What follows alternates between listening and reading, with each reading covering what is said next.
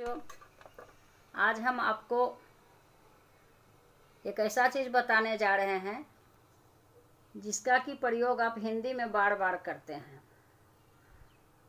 जैसे किसी भी दोहा का या कहानी का कुछ भाग आपको दे दिया जाता है या कुछ पंक्तियां दे दी जाती हैं और कहा जाता है कि इसका आशय स्पष्ट कीजिए।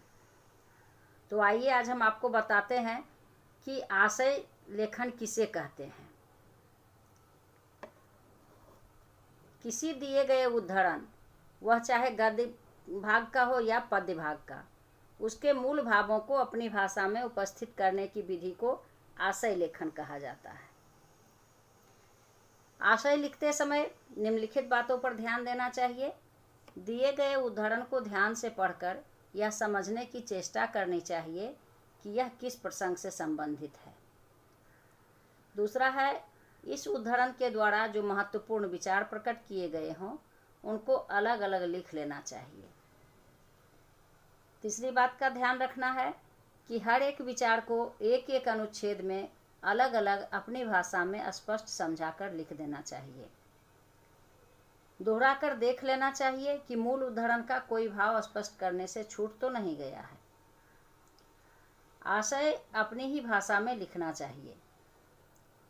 चौथी बात का ध्यान रखना है आपको कि यह आवश्यक नहीं है कि छठी बात का ध्यान रखना है कि यह आवश्यक नहीं है कि आशय या अर्थलेखन विस्तार से या संक्षेप में ही किया जाए। लंबी चौड़ी भूमिका और अनावश्यक विस्तार भी जरूरी नहीं है। साधारणतः बड़े उद्धरणों का आशय संक्षेप में लिखा जाता है और छोटे उद्धरणों का आशय थोड़ा विस्तार से।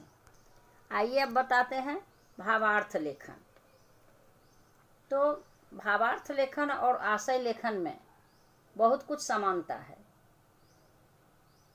जैसे किसी दिए हुए विस्तृत उद्धरण के भावों और विचारों को संक्षेप में लिख डालने को भावार्थ लेखन कहा जाता है।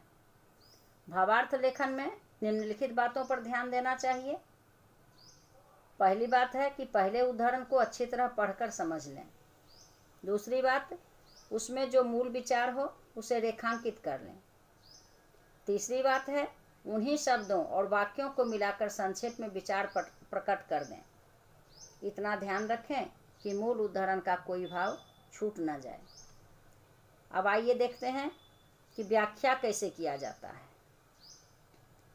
व्याख्या, किसी भी दिए गए उद्धरण, वाक्य या कथन के भावों को भली भांति विस्तार पूर्वक समझाकर लिखने को ही व्याख्या कहा जाता है। जो पंक्ति व्याख्या के लिए दी गई है उसके एक एक अंश का अलग अलग स्पष्टीकरण ही व्याख्या है।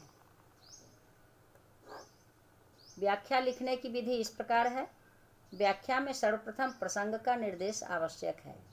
जो पंक्ति या अंश व्याख्या के लिए दिया गया हो वह किस पाठ या किस पुस्तक के किस अंश का है उसका निर्देश करते हुए लेखक या कवि का नाम भी लिखना आवश्यक है।